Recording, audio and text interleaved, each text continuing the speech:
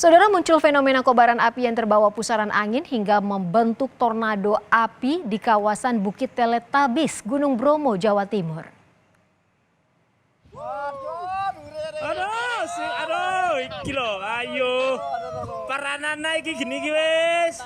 Paranana wis agek. Akibat munculnya tornado api di kawasan Bukit Teletabis, Gunung Bromo membuat kobaran api semakin meluas. Api membakar kawasan lembah Bukit Watangan atau Bukit Teletabis di sisi barat. Berdasarkan pantauan udara, pada Senin pagi memperlihatkan api masih menyala di Bukit Watangan dan cenderung terus meluas. Untuk memadamkan api di kawasan Bromo, petugas gabungan TNI Polri dan relawan turun tangan dengan menyisir padang savana. Terakhir informasi hasil koordinasi kami dengan pihak TNBTS masih ada beberapa titik api di lereng atas Bukit Teletabis atau Blok Savana, sedangkan yang di bagian bawah sudah beberapa titik sudah padam. Saat ini kami berencana untuk membantu melakukan pemadaman bekerja sama dengan TNI, relawan peduli api, kemudian dari TNBT sendiri.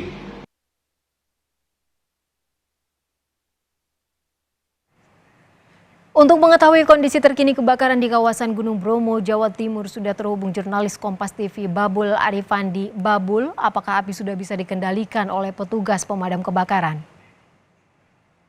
Sore Ivo dan juga pemirsa Kompas TV, perlu kami sampaikan informasi terbaru dari musibah kebakaran yang melanda kawasan Teletabis Gunung Bromo, bahwa hingga dengan sore ini proses pemadaman terus dilakukan.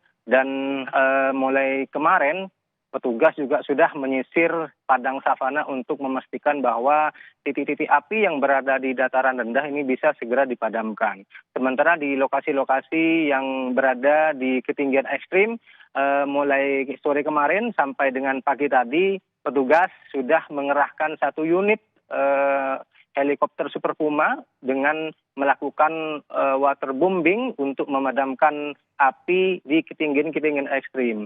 Informasi sementara beberapa titik api sudah berhasil dipadamkan. Memang sejak kemarin api ini kembali meluas, penyebarannya kembali meluas begitu Ivo, karena ada tornado yang sempat terjadi di kawasan lereng Bukit Bromo. Tornado ini kemudian membawa titik api ke daerah-daerah yang sebelumnya sempat terbakar.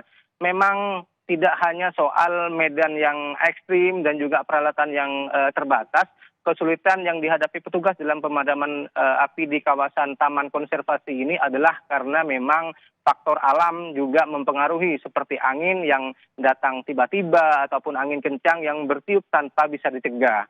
Namun informasi yang kami himpun barusan menjelaskan bahwa pemadaman sudah mulai berhasil dilakukan. Titik-titik api saat ini di lereng Bukit Bromo atau di Bukit Teletabis tepatnya sudah berhasil dipadamkan, hanya tinggal pembasahan.